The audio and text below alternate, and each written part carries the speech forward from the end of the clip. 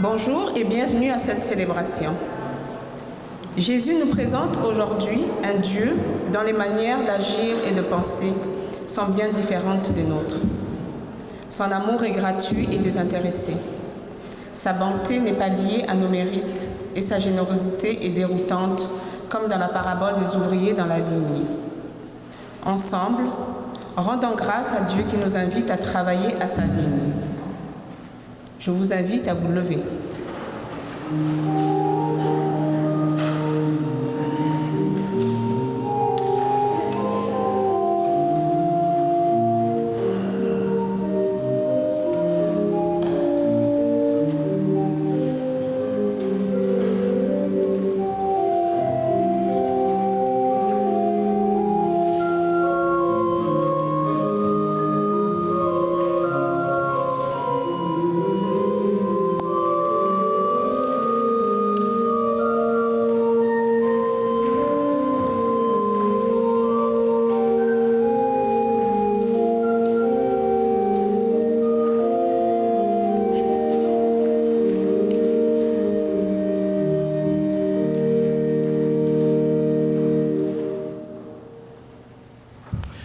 Au nom du Père et du Fils et du Saint-Esprit, que l'amour de Dieu le Père, dont la justice dépasse tout ce qu'on peut imaginer, soit toujours avec vous.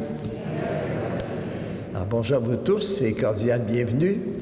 Je souhaite que vos cœurs soient autant remplis de soleil que la nature l'est ce matin. Je salue particulièrement aussi tous ceux qui se joignent à nous par la télévision grâce à C'est sûr, l'équipe qui transmet cette messe dans toute la région de Vaudreuil-Soulanges. Merci d'être là aussi. Alors, Seigneur, il ne pense pas comme nous autres. Alors aujourd'hui, préparez-vous à être dérangés. Dans ces paraboles, Jésus nous dérange toujours pour nous pousser à aller plus loin, nous réveiller aussi à des réalités qu'on aime mieux pas voir des fois. Les pensées du Seigneur ne sont pas toujours comme les nôtres, dira le prophète tout à l'heure, Isaïe. Et c'est peut-être la parole qui est votre clé pour comprendre la parole de Dieu ce matin. Nos chemins nous éloignent souvent de Dieu et des autres. Confions-nous à sa justice et à sa miséricorde.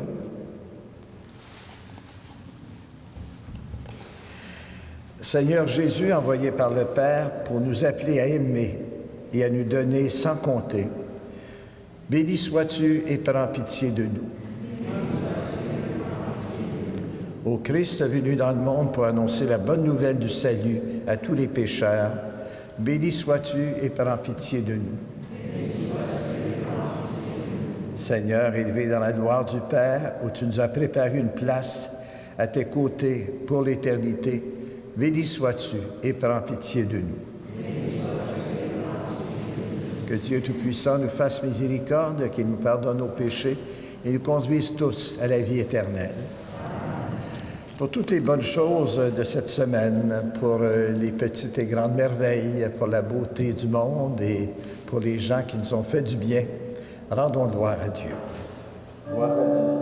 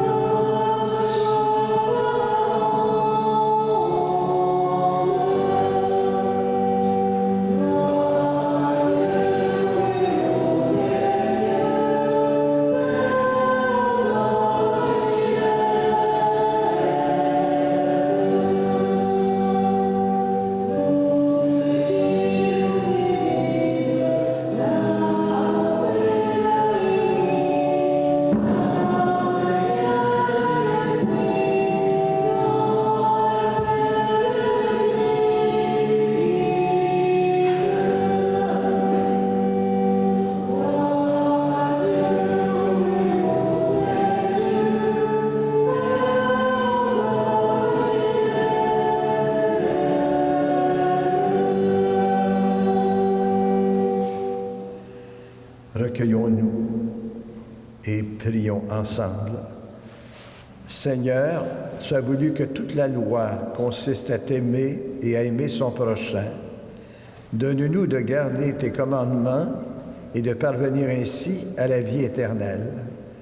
Par Jésus le Christ, notre Seigneur.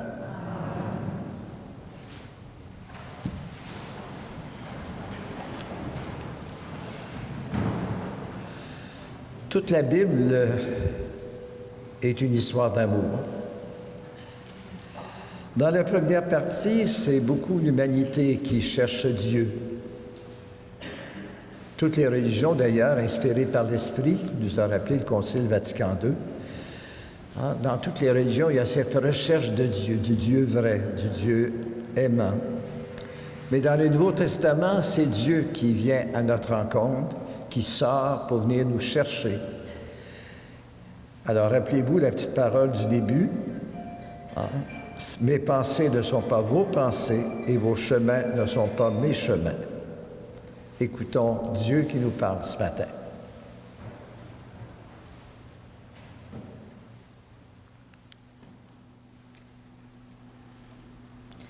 Lecture du livre du prophète Isaïe.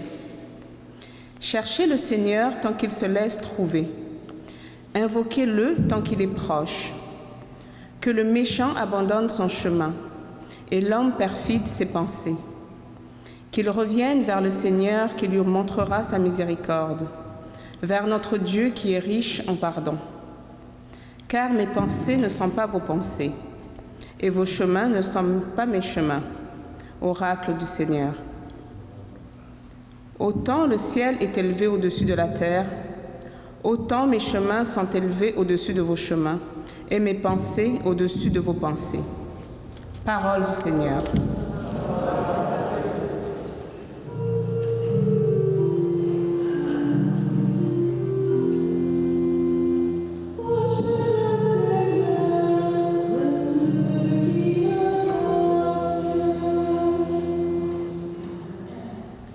Chaque jour, je te bénirai. Je louerai ton nom toujours et à jamais. Il est grand, le Seigneur hautement loué. À sa grandeur, il n'est pas de limite.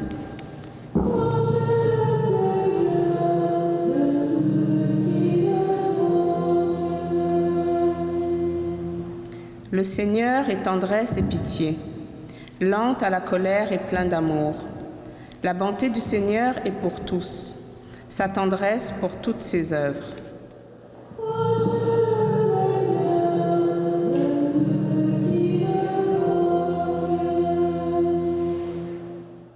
Le Seigneur est juste en toutes ses voies, fidèle en tout ce qu'il fait. Il est proche de ceux qui l'invoquent, de ceux qui l'invoquent en vérité.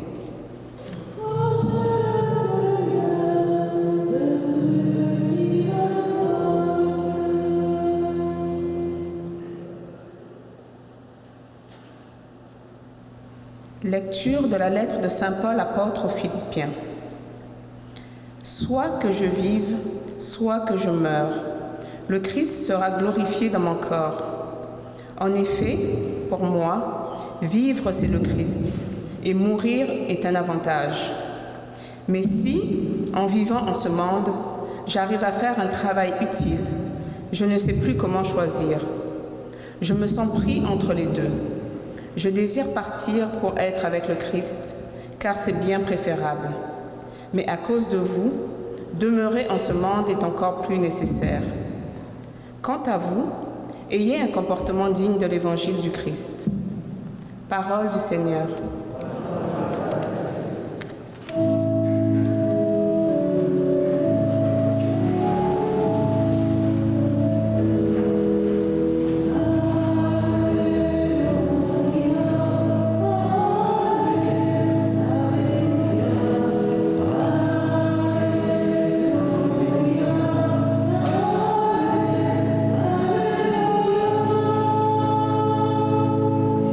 La bonté du Seigneur est pour tous, sa tendresse pour toutes ses œuvres.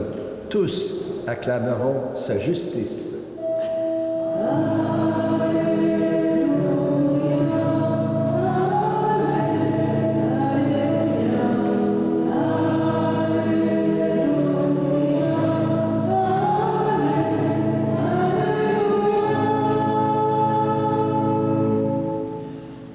Le Seigneur soit avec vous.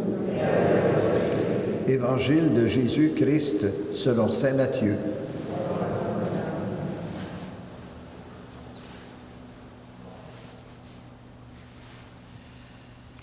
En ce temps-là, Jésus disait cette parabole à ses disciples. Le royaume des cieux est comparable au maître d'un domaine qui sortit dès le matin afin d'embaucher des ouvriers pour sa vigne. Il se mit d'accord avec eux sur le salaire de la journée, 1 denier, c'est-à-dire 1 pièce d'argent, et il les envoya à sa vigne. Sorti vers 9 heures, il en vit d'autres qui étaient là sur la place, sans rien faire. Et à ceux-là, il dit, « Allez à ma vigne vous aussi, et je vous donnerai ce qui est juste. » Ils y allèrent. Il sortit de nouveau vers midi, puis vers 3 heures, et fit de même. Vers 5 heures de l'après-midi, il sortit encore et en trouva d'autres qui étaient là.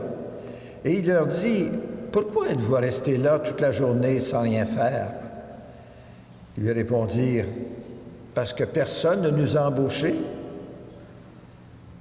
Il leur dit, « Allez à ma vigne, vous aussi. » Le soir venu, le maître de la vigne dit à son intendant, « Appelle les ouvriers et distribue le salaire en commençant par les derniers pour finir par les premiers. » Ceux qui avaient commencé à 5 heures s'avancèrent et reçurent chacun 1 pièce d'1 denier. Quand vint le tour des premiers, ils pensaient bien recevoir davantage, mais ils reçurent eux aussi chacun 1 pièce d'1 denier. En les recevant, ils critiquaient contre le maître du domaine. Ceux-là, les derniers venus, n'ont fait qu'1 heure, et tu les traites à l'égal de nous qui avons enduré le poids du jour et la chaleur. Mais le maître répondit à l'un d'entre eux, « Mon ami, je ne suis pas injuste envers toi. N'as-tu pas été d'accord avec moi pour 1 denier? Prends ce qui te revient et va-t'en. Je veux donner au dernier venu autant qu'à toi. N'ai-je pas le droit de faire ce que je veux de mes biens? Ou alors ton regard est-il mauvais parce que moi, je suis bon? » C'est ainsi, dit Jésus, que les derniers seront premiers et les premiers seront derniers. Acclamons la parole de Dieu.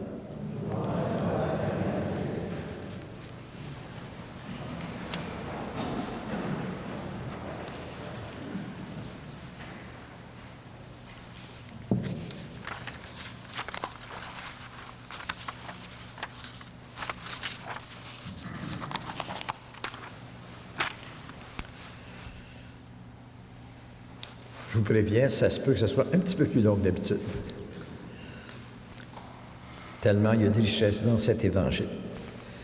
Au début de la semaine, j'avais affaire à aller chercher un café dans une chaîne que vous connaissez. C'était au centre d'achat de l'île Perrot. Et il y avait, de l'autre côté du stationnement, une file de migrants en attente. Ils attendaient sans doute une agence de placement qui viendrait les chercher pour les amener travailler quelque part, peut-être sur les fermes des environs, qui sait. Bien sûr, ces agences de placement cherchent les meilleurs, mais enfin prennent tous ceux qui sont là, et ensuite c'est au patron à décider qui fera quoi. Cette semaine, j'ai été frappé aussi dans la Presse Plus par le témoignage, une triste histoire, une réfugiée ou une migrante venue du Congo qui est embauchée par une agence, justement, d'abord placée chez un fermier qui l'a traitée en esclave, et avec l'aide de compagnons de compagne, elle a pu réussir à obtenir justice, donc à être déplacée de là, et d'être envoyée dans un CHSLD pour faire du ménage dans les chambres. Et Dieu sait que ça en avait besoin, avec évidemment toute la COVID-19.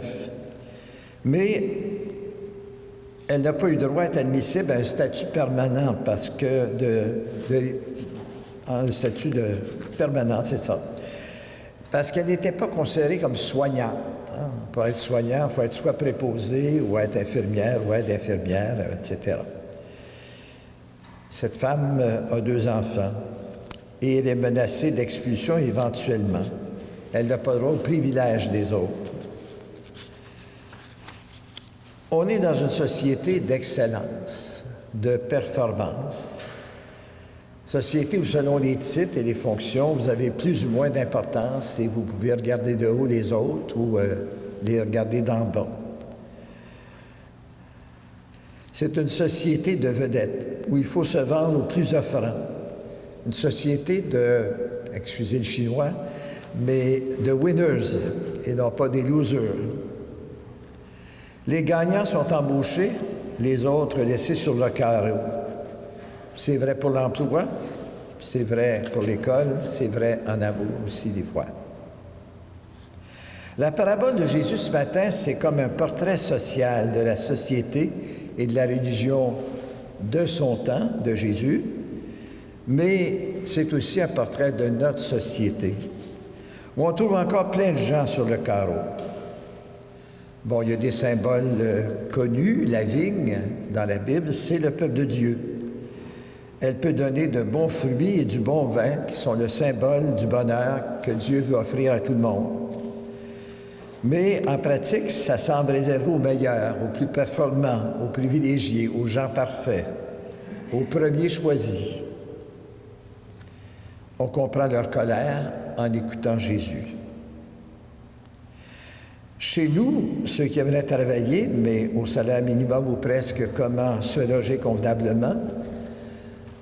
Heureusement qu'après 4 ans de discussion inutile, à mon avis, Ottawa et Québec semblent s'être entendus pour qui va administrer quoi et qui va construire quoi, pour enfin avoir du logement social chez nous, mais dans combien de temps?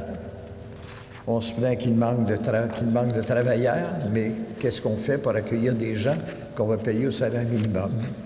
Essayez de vous loger avec le salaire minimum dans la région. Bonne chance. Et puis la parabole de Jésus est dérangeante et choquante. Que penser de ce maître qui traite les derniers comme les premiers? Le même salaire pour la journée ou pour 1 heure? Le salaire ici, dans la bouche de Jésus, c'est d'abord la vie. La vie en abondance qu'il est venu offrir de la part de son Père. La chance d'accéder à l'amour de Dieu, à la joie de vivre et de faire vivre. Ça me fait penser un peu à Fred Pellerin, quand j'écoute les paraboles de Jésus. L'art du conte. Les vrais messages, ceux qu'on retient, passent souvent par des contes. La petite histoire des gens de Saint-Élie-Caxton sont des histoires universelles et où finalement on peut chacun s'y reconnaître. Personne en particulier n'est visé, mais on peut tous mettre le chapeau. Un peu comme chez Jean de La Fontaine et ses fables, chez les romans de Balzac ou chez Le Petit Prince de Saint-Exupéry. C'est la beauté et l'originalité des paroles dans l'enseignement de Jésus dans le Nouveau Testament, et particulièrement chez saint Matthieu. Matthieu, c'est un Juif. Et les Juifs raffolent d'histoires. Puis nous autres ici, on aime ça, des histoires. Moi, c'est pour ça que je ne suis pas très bon dans l'homélie, parce que j'aimerais pouvoir raconter des histoires, mais c'est pas mon genre. Je n'ai pas été fait comme ça. Mais j'ai un confrère ici, pas loin, à Pointe-Claire, à Saint-Joachim, Alain Roy, qui a toujours l'art de la petite histoire ou de l'image, où tout le monde accroche et retienne le message. Alors, la Bible, c'est une collection d'histoires. On ne trouve pas de grands discours philosophiques comme chez les Grecs. Ça explique d'ailleurs pourquoi saint Paul a eu bien de la misère au début quand il est arrivé en Grèce. On oublie vite une leçon, mais on retient bien une histoire ou une chanson. Il y en a plein chez Matthieu et dans la Bible. Dans une parabole, plusieurs sens sont possibles, et à chacun, bien sûr, d'interpréter, de traduire pour lui-même ce que Jésus veut dire, ce que Jésus veut nous apprendre. Alors ici, dans les chapitres 20 à 25, qu'on va lire d'ici la fin novembre, les paraboles de Jésus nous parlent de l'histoire avec un grand H, de l'histoire du monde. Il nous parle du jugement de Dieu à la fin des temps.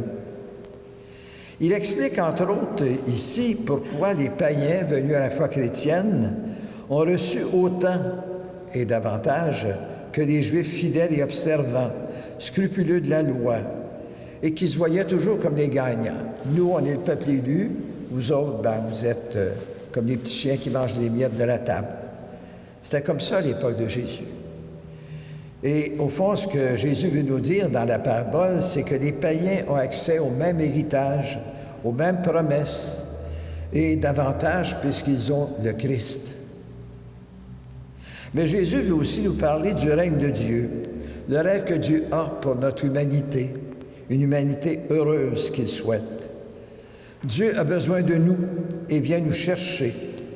Il sort à la rencontre des hommes et des femmes de bonne volonté qui veulent y contribuer, peu importe l'âge, le sexe ou l'éducation, l'instruction. Dans le Premier Testament, je vous disais tout à l'heure, c'est Dieu, c'est l'homme qui cherche Dieu, mais avec Jésus, c'est Dieu qui sort, Dieu qui vient visiter son peuple.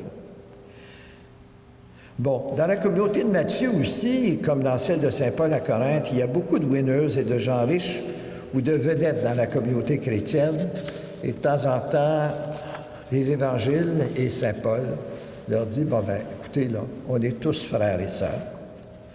Ce que Jésus essaie de nous dire dans cette parabole que raconte Matthieu, en exagérant les traits, comme la semaine dernière sur le pardon, c'est que Dieu a des préférences. Rappelez-vous dans la Bible le choix du petit David par Dieu à travers le prophète Samuel. J'essaie d'être fier de présenter au prophète Samuel ces 7 candidats à la royauté d'Israël. Puis, c'était tous des beaux grands jeunes hommes. Bien, Samuel passe tout droit, puis il dit, il me semble qu'il en manque un. On dit, oui, il y a le petit dernier qui garde les brebis dans les champs. C'est-à-dire, c'est presque un travail d'esclave. C'est lui que Dieu a choisi. Dieu affectionne les pauvres et les petits, plus que les sages et les savants. Il affectionne ceux qui ont un cœur d'enfant. Il préfère les pauvres de cœur, les miséricordieux, les artisans de paix. Il préfère ceux qui pleurent, il préfère les cœurs purs. Et on peut être choisi ou appelé par lui à tout âge. C'est le monde à l'envers, quoi. Jésus s'identifiera au chapitre 25 de Matthieu à ceux qui ont faim, qui ont soif, qui sont sans abri, malades, prisonniers ou étrangers, à ceux qu'on persécute, comme à Hong Kong, en Biélorussie, en Amérique centrale, au Pakistan ou ailleurs. J'étais malade, j'étais en prison et vous êtes venus jusqu'à moi. Les winners ont eu leur chance, autour des losers, d'avoir pour eux le cœur de Dieu. Le royaume des cieux est à vous. Comme chez Fred Pellerin, il y a de l'humour chez Jésus, un humour noir parfois. Sa justice n'est pas la nôtre, tout simplement parce que c'est la logique de l'amour de notre Père qui est aux cieux et qui ne veut pas qu'un seul de ses petits se perde. Lequel d'entre vous sacrifierait un de ses enfants parce qu'il est moins bon que les autres? Au contraire, on y donne davantage d'attention. Regardez aussi comment Jésus a choisi ses apôtres. Il n'a pas choisi les plus brillants ou les plus diplômés. On pense à la chanson de Nicolas Ciccone, Le Petit Monde, ou encore la chanson d'Auvergnat de Georges Brassens. C'est la logique de Dieu. C'est la justice de Dieu. C'est la logique que Jésus oppose aux scribes et aux pharisiens, aux grands prêtres et aux courtisans du roi. La logique qu'il oppose aux riches et aux arrogants. Ce n'est pas une logique de contrat de travail non plus. Ce n'est pas un plan pour établir une convention collective, cette parabole. Et c'est la logique de l'amour paternel, de l'amour fraternel, de l'amour familial. Dans quelques versets, quelques chapitres, Jésus dira, « Vous êtes tous frères, et vous n'avez qu'un seul maître, le Christ. Vous n'avez qu'un seul Père qui est aux cieux. » C'est pourquoi, en août dernier, le pape François, regardant le monde avec les yeux et le cœur de Jésus, remettait l'Église et le monde à l'endroit en rétablissant ce qu'il appelle l'option préférentielle pour les pauvres. Ça, c'est une expression, l'option préférentielle pour les pauvres. Ça vient d'Amérique latine, ça, à la fin des années 70, au temps du pape Paul VI. C'est une option qui est au centre de l'Évangile et que malheureusement on a oublié parfois dans certains secteurs de l'Église.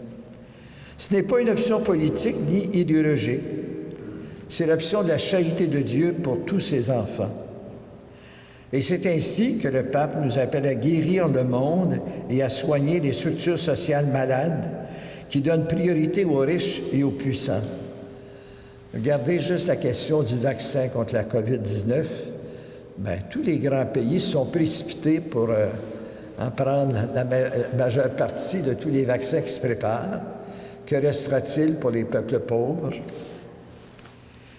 Selon le pape François, le grand virus, c'est celui de l'injustice sociale, de l'inégalité des chances, de la marginalisation des pauvres et des réfugiés et du manque de protection des plus faibles.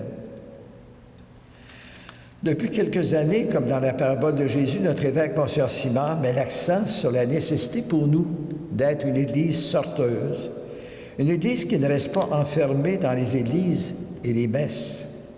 Dieu, dans la parabole de Jésus, est sorti pour embaucher des gens qui feront avancer le règne de Dieu, pour que la vigne donne du fruit et du bon vin pour tout le monde.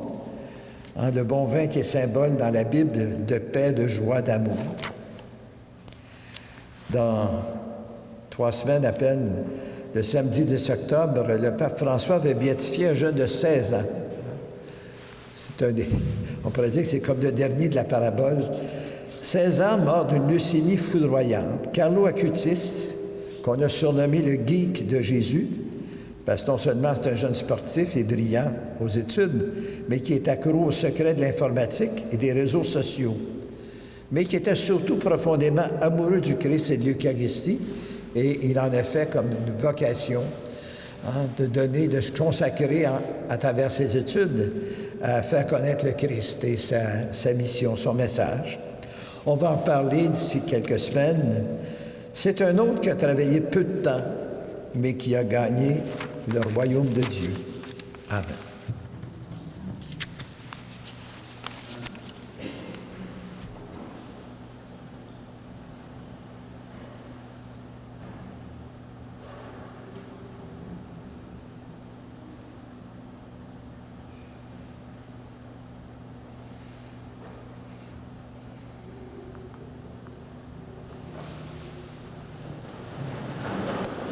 Je crois en Dieu, le Père Tout-Puissant, Créateur du ciel et de la terre, et en Jésus-Christ, son Fils unique, notre Seigneur, qui a été conçu du Saint-Esprit, est né de la Vierge Marie, a souffert sous Ponce Pilate, a été crucifié, est mort et a été enseveli, est descendu aux enfers,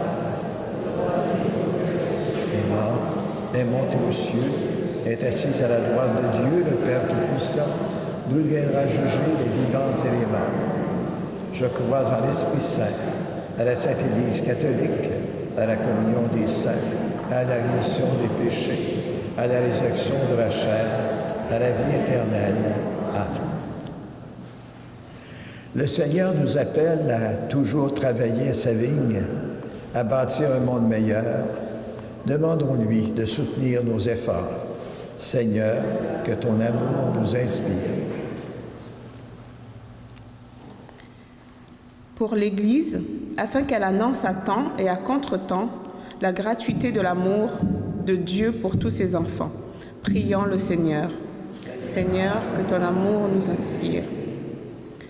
Pour les responsables économiques et les chefs d'entreprise, afin que leurs décisions ne soient pas dictées seulement par le souci de la rentabilité, prions le Seigneur. Seigneur, que ton amour nous inspire.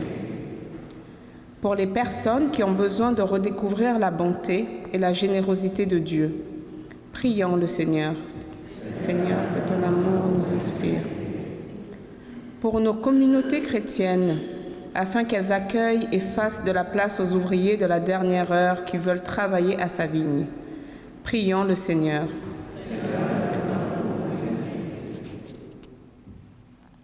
Seigneur, aide-nous à répondre à ton appel pour bâtir un monde meilleur.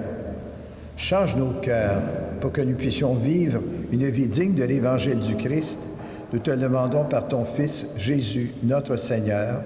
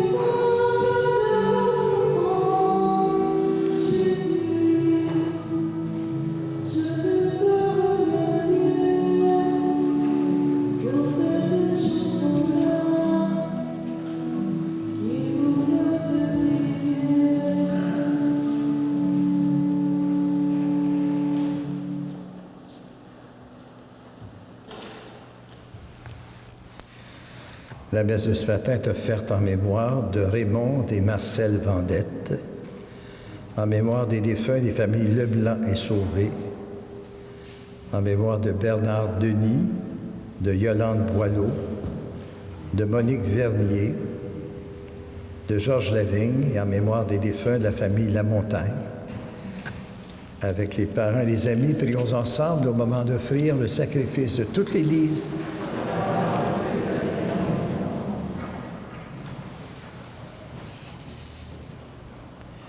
Reçois favorablement, Père, les offrandes de ton peuple, pour que nous obtenions dans le mystère eucharistique les réalités auxquelles nous croyons de tout notre cœur, par Jésus le Christ, notre Seigneur. Le Seigneur soit avec vous. Élevons notre cœur. Rendons grâce au Seigneur notre Dieu.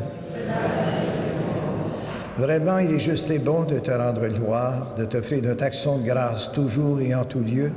À toi, Père très saint, Dieu éternel et tout-puissant. Ton amour pour le monde est si grand que tu nous as envoyé un sauveur. Tu l'as voulu semblable aux humains en toutes choses, à l'exception du péché, afin d'aimer en nous ce que tu aimais en lui. Nous avions rompu ton alliance, nous la retrouvons dans l'obéissance de ton Fils. Voilà pourquoi, Seigneur, avec les anges et tous les saints, nous proclamons ta gloire en disant: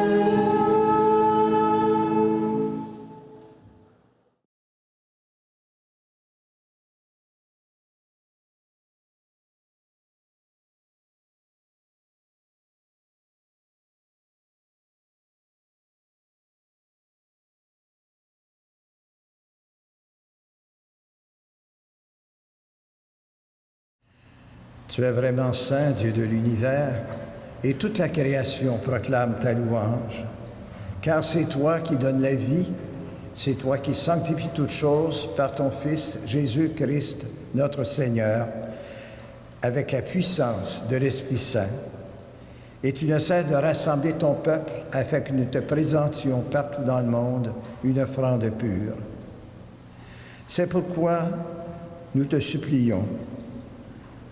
Nous voici rassemblés devant toi, et dans la communion de toute l'Église, en ce premier jour de la semaine et dimanche, nous célébrons le jour où le Christ est ressuscité d'entre les morts.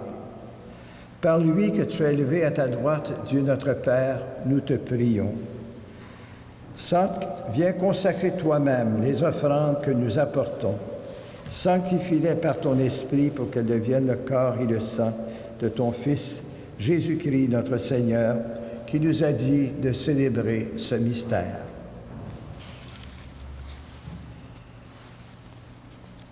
La nuit même où il fut livré, le Seigneur Jésus prit le pain. En te rendant grâce, il le bénit, il le rompit et le donna à ses disciples en disant « Prenez et mangez-en tous. Ceci est mon corps livré pour vous. » Jésus-Christ livré pour nous.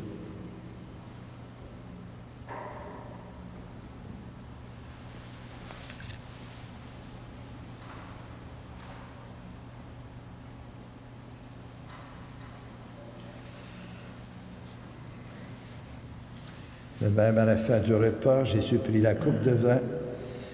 De nouveau, il rendit grâce et la donna aux disciples en disant « Prenez et buvez-en tous.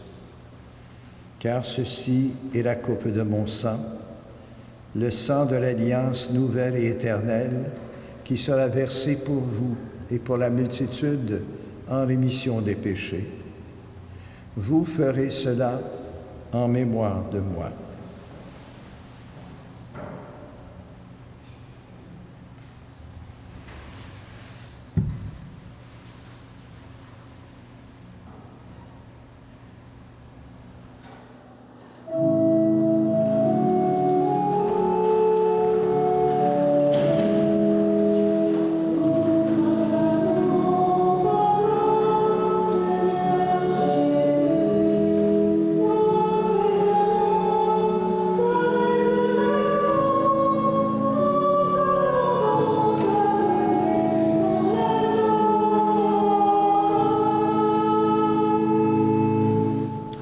En faisant mémoire de ton Fils, de sa passion qui nous sauve, de sa glorieuse résurrection et de son ascension dans le ciel, alors que nous attendons son dernier avènement, nous présentons, Père, cette offrande vivante et sainte pour te rendre grâce.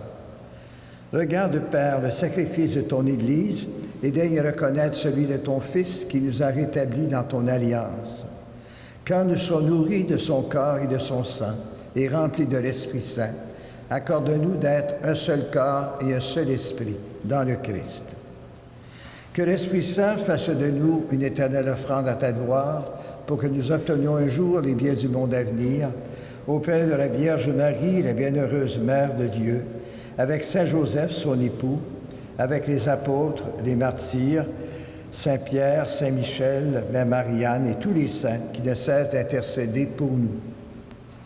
Et maintenant, nous te supplions, Père, par le sacrifice qui nous réconcilie avec toi, étends au monde entier le salut et la paix. Affermis la foi et la charité de ton Église au long de son chemin sur la terre. Veille sur ton serviteur, notre Pape François, sur notre évêque Noël Simard, sur l'ensemble des évêques, les prêtres, les diacres, nos agents pastoraux, nos bénévoles, nos personnes consacrées et tout le peuple des rachetés. Écoute les prières de ta famille assemblée devant toi ce matin et ramène à toi, Père très aimant, tous tes enfants dispersés. Pour nos frères et sœurs défunts, pour les personnes qui ont quitté ce monde et dont tu connais la droiture, nous te prions.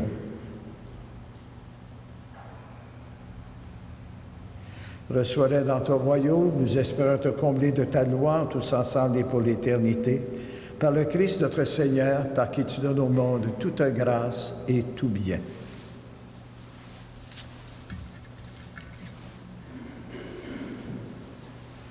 par lui, avec lui et en lui.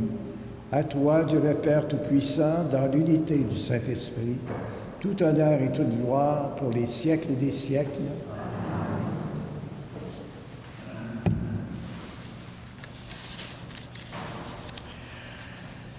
À ce Père que nous partageons, qui nous aime tous, mais qui a toujours sa préférence pour les plus petits, pour les enfants, pour les humbles, disons avec confiance, notre Père qui es aux cieux, que ton nom soit sanctifié, que ton règne vienne, que ta volonté soit faite sur la terre comme au ciel.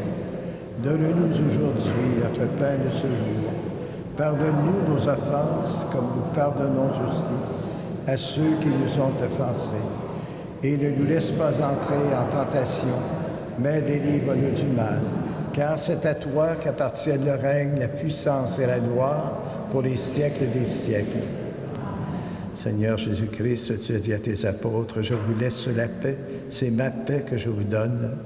Ne regarde pas nos péchés, mais la foi de ton Église en prière.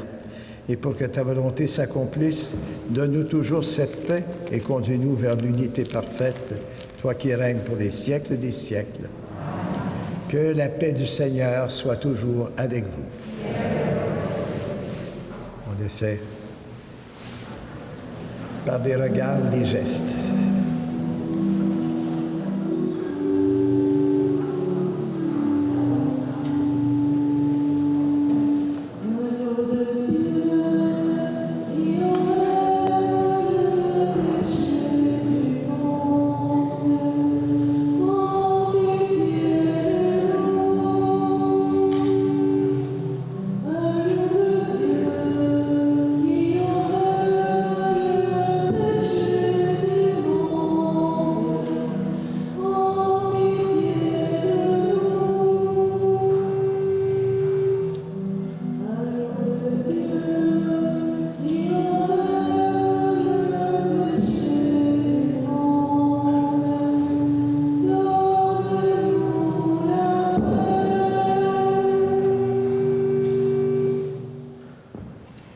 Heureux les invités au repas du Seigneur, voici l'agneau de Dieu qui enlève le péché du monde.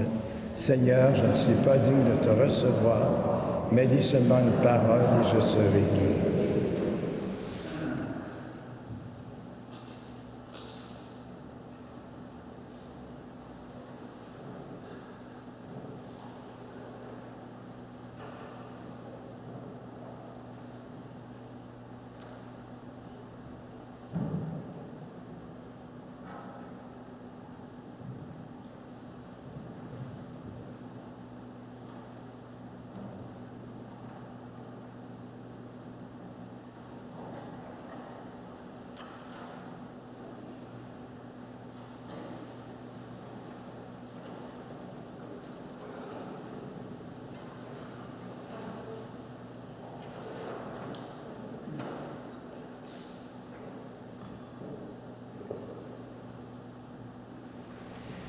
Le corps du Christ.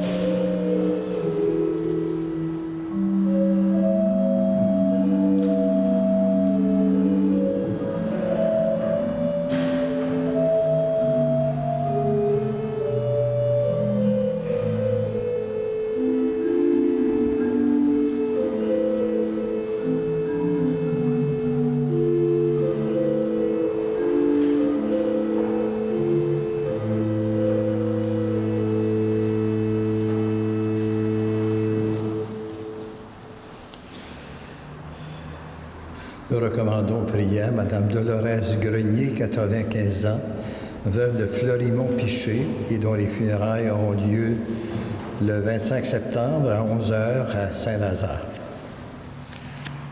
Il n'est pas toujours facile pour les prêtres, quand on vient pour la messe 11h15, d'être disponible pour les confessions avant la messe, mais il y a toujours possibilité après la messe.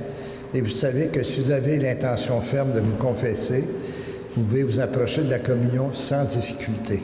Alors, le Seigneur qui voit les cœurs comprend nos situations.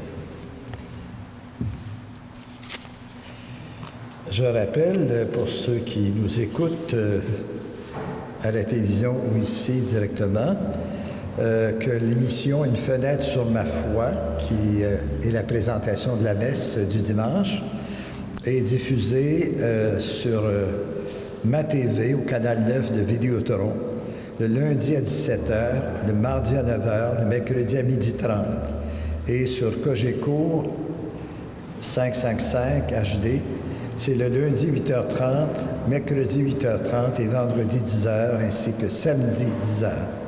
Alors, merci à l'équipe de C'est sûr et à Chantal Bédard et son assistant aujourd'hui qui nous accompagne. Merci à Mme Justine Duprat, notre sacristine, et aussi à tous ceux qui nous aident pour le chant aussi et pour la musique. Véronique qui nous guide aussi dans le chant. Véronique Roussel, Mme Ita, qui est à la proclamation, et notre lectrice également. Toute l'équipe au fond d'accueil et de désinfection également de l'Église. Le Seigneur soit avec vous.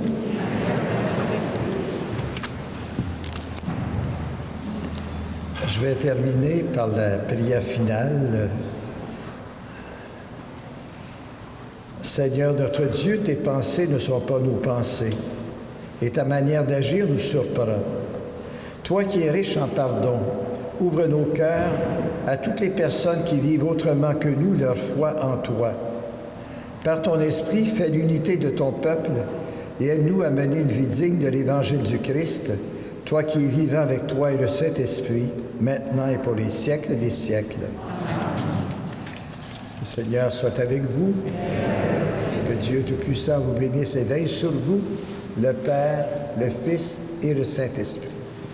Non, mais merci, je ne vais pas oublier André Sauvé, qui aussi supervise la projection ici au sous-sol, et aussi Mme Louise Normando, qui nous a aidés pour la communion. Allez dans la paix du Christ. Bon dimanche, bonne semaine, au revoir. Et gardez le soleil au cœur.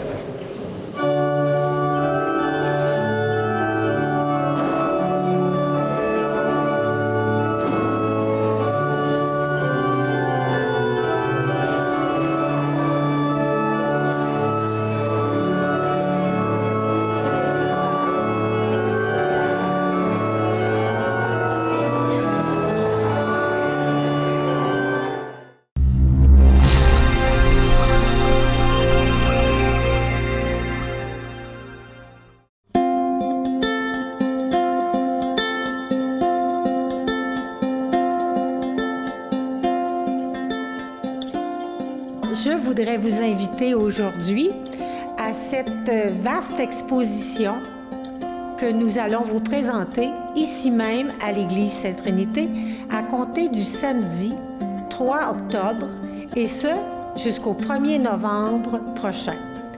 Cette vaste exposition, elle est en 2 volets. D'abord, les miracles eucharistiques au fil des siècles. Cette exposition a été créée par un adolescent de 15 ans, italien d'origine, qui a développé cette exposition en 133 tableaux sur les miracles eucharistiques dans le monde. Ce jeune homme, décédé à l'âge de 15 ans, sera béatifié en octobre prochain. Mais il nous a laissé cette œuvre absolument extraordinaire qu'on a le bonheur d'avoir chez nous pour le prochain mois. Le deuxième volet de notre exposition, elle va vous permettre de découvrir ou redécouvrir les fondateurs et fondatrices de la Nouvelle-France, qu'on se rappelle les Marguerite Bourgeois, Marguerite Diouville, Saint-Frère André, Monseigneur de Laval, premier évêque de la Nouvelle-France, Catherine de Saint-Augustin, Dina Bélanger, qui vous invitent afin de vous rappeler ce qu'ils ont vécu à travers leur vie ici en Nouvelle-France, où avec courage, ils ont dû affronter et traverser ces événements.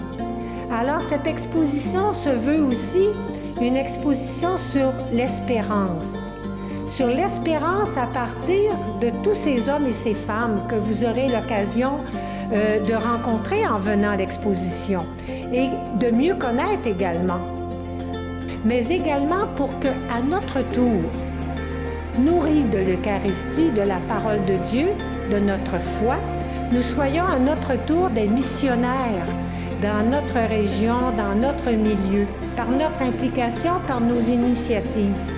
Alors, devenir à notre tour disciples et missionnaires chez nous, par des gestes souvent simples. Alors, c'est une invitation que je vous lance à compter du samedi 3 octobre, et ce, pour tout le mois d'octobre, entre 13h et 17h. Nous sommes tous là, nous vous attendons, et c'est avec plaisir que nous allons vous accueillir.